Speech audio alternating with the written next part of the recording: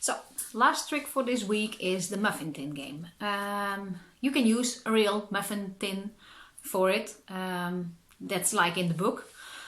But I use a puzzle instead. I have a lot of puzzles. And to set your dog up for success, I should put a lot of cookies in the holes and present it without the slides over it and not with the lid over it. They first have to really get used to putting their nose in these puzzles or in the muffin game. So if you're playing the muffin tin games like in the book, you have a muffin tin and the tennis balls on top of it. First you present it without something covering the food. So they get this idea that they have to put their nose into those holes. I'm gonna be putting this on this little stool because she's lying there so pretty.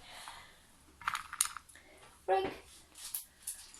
And this will really help because when you put it on the floor, they sometimes gonna scratch it and do silly, sit? Yes, do silly things with it. So if you put it a little bit higher, then it's a little bit more difficult for them to just do it with their paws, but just use their nose. Emmy, zoek! And now she has to search for the cookies. And she did a lot of puzzling, so she knows. When she empties it, I'm gonna be putting also cookies under the slides and under the lid what's in with this puzzle.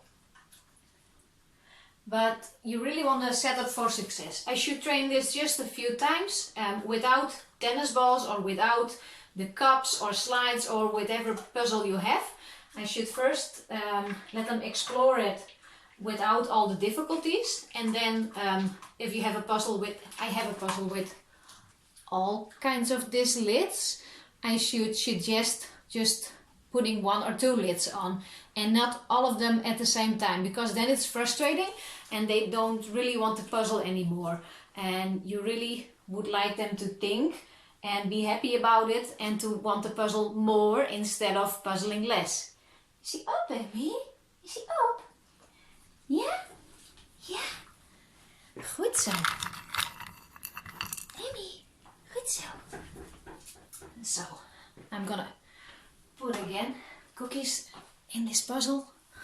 And I'm using now little duck training treats. And I use a daily food allowance. So it's also part of her dinner as well. Because I think it's very cool that you can feed from a bowl, but it's even more cool when you use all this training material in games and in play, and then your dog has a job to do, like real work, and gets less frustrated, because we all want to have a nice relation with your dog, and we don't really want them to have a really great relation only with the dog bowl, because who wants a relation with a bowl if you can have great relation with your boss? So I now have cookies under everything, and I'm gonna present it again. She has, in the meantime, a snuffle mat on this side, so you can see. So I can prepare and she is not in the way. So that's why she is all the time in this corner. Emmy! And now I'm presenting it, including all the lids on it. I don't know if you can see it, but I think you know how you can train your dog to do the muffin tin game. I will be here next week again. I have some nice new tricks for you. Emmy will be my demo dog again for these tricks. And I hope to see you very soon. I hope you video all your tricks, and I really hope to see them in the group, and happy trick training!